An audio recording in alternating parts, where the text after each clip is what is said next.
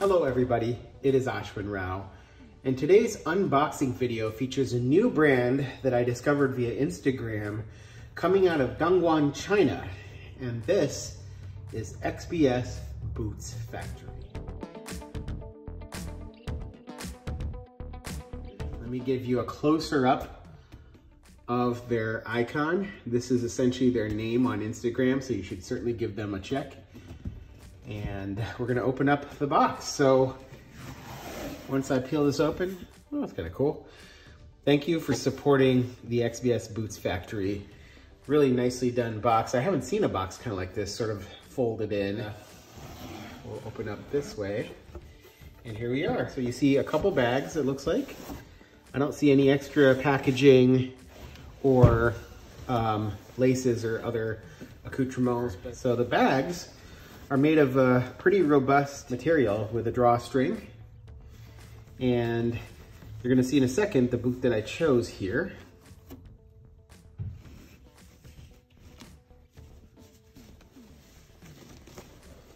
And there you have it. This is their minor boot. So the bags, again, really well done. I'm gonna put that aside for the moment. And we're gonna take the second boot out, and then we're gonna put aside the boot. Here it is, minor boot. I will say right off the bat that this is a very well constructed boot at first handle.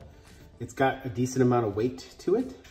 So I chose a kudu leather from CF Stead. This is a brandy waxed kudu leather that they had available on a number of their models. And I've always had an interest in kudu. It has this natural sort of pattern from the scars obtained from the animal. It's a thicker leather, but also has a nice soft handle to it. And so they graciously obliged to provide this particular leather. I wanted it built on a Dr. Sole 1220 green sole, and they actually had that, so they did that as well. I wanted a slight woodsman heel, so that you can see that they crafted that, and I'm actually really impressed by that. And I wanted their veldtshoen construction, which you can see is done incredibly well. Holy smokes. Look at that. Folks, this is some of the nicest stitching that I've seen this side of brands like Flame Panda. I know that Viberg has increased their stitch density on their 21 autumn winter collection and moving forward. And I have a pair of Viberg 310s, and this stitch density is close to, if not equivalent. So this is a veldtshoen construction on a Dr. Sole, full sole, 1220 full sole with a woodsman heel. You can see that this is done with essentially 7 eyelets, no speed hooks here.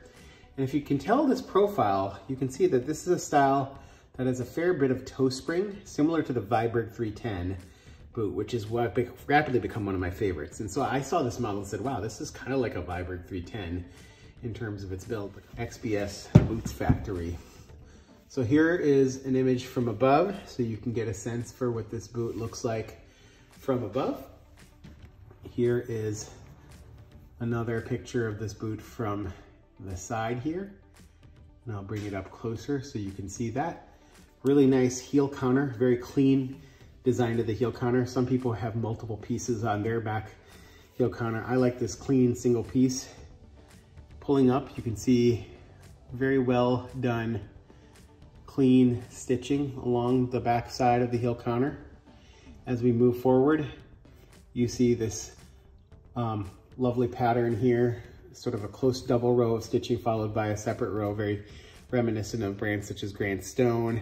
In terms of patterning, this is very traditional patterning. I will say the stitch density on the upper is lower than companies like Viberg or Flame Panda, but still done very cleanly. But again, the stitching done on the welt, if you guys are a sucker for clean, well done welt stitching and double row stitching, this is the ticket, my friends. Just to show you the profile here, you're gonna see this lovely curve. This is something that really kind of struck me, is how tight and neat this heel is as it sort of comes upon the upper leather here. Just a very, very cleanly done design. You can see that profile here. I'll try to show that to you on the heel block. I chose a model without a cap toe. I like that clean toe there, and I think that that's really, really well done. Honestly, having owned the Viberg 310, I'll be very curious how close this is, because this really feels right there. I mean, it feels it has the same heft. It has the same kind of handle to it. Got that rugged build, whereas the Vibergs tend to use day-night soles, studded day-night soles. I actually prefer the Dr. Sole, raw cord, or standard full soles. Really, really nicely done. I'm very impressed. I'm very excited. So, showing you a few other views here.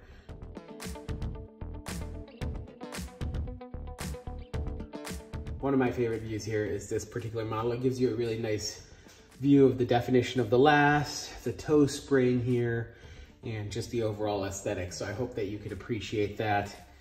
If I put this down, and again, show you the boots in profile, very well done. Definitely feels at the quality of construction of the other high-end boots coming out of China, and similarly of the Indonesian boot makers. This is honestly really close. So what will remain to be seen is how comfortable these shoes are on the feet.